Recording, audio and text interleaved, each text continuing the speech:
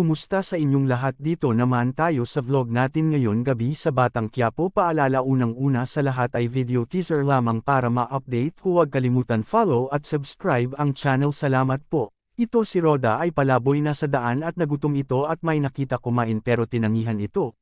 Pumunta ito sa simbahan ngayon, nakita dati niyang kaibigan kasi nagalit ito sa kanya kaya pinagtulungan ito si Roda, pinagsusuntok ito sa dami ng tao. Ito si David at Beng ay nagkita ito, sinabihan siya ni Beng na ayusin ang pagpanggap dahil isang pagkamali ay patayin ka ni Ramon, at tumanggap ito ng pera. Habang naglalakad sina Lolo Noy at Lola Tendeng ay agkwentuhan ito. Ayon habang naglakad pumunta sa simbahan ay may nakita si Lolo Noy na maraming tao ngayon, nagtanong ito sa mga tao dito, sinabi ay pinagtulungan si Roda at dito ay tumulong sila nito para di na mabugbog si Roda. Dito ay pinagsabihan ito ni Lola Tendeng at Lolo Noy sa ugali nito.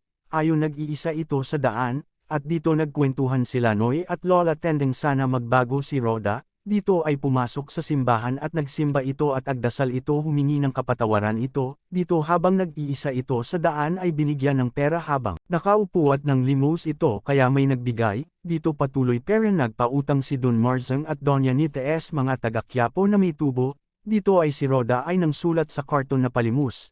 Dito ay si Tanggol ay ag-alala sa mga kasama niya ito. Pati sila si Mayor at pinagmasdan sila Tanggol.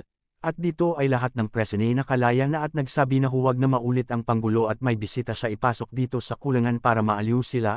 Pati si Warden ay nagsalita na rin, sabi ni Chief Espinas kay Falca Santos na palayain ang mga kasama ni Tanggol. Kaya dito pinuntahan agad ni Falca Santos ang mga kaibigan nito at pinalaya agad. Dito ay magkasama na sila ulit sa selda mga kaibigan nito at dito nagtaka sila kung bakit sila nakalaya. Ang sabi ni Ben ay pumatay ng tao si Tanggol para mabuhay kayo, kung hindi papatayin kayo. Ayon kay Ben at mga kasama ay nagpasalamat ito sa kanya.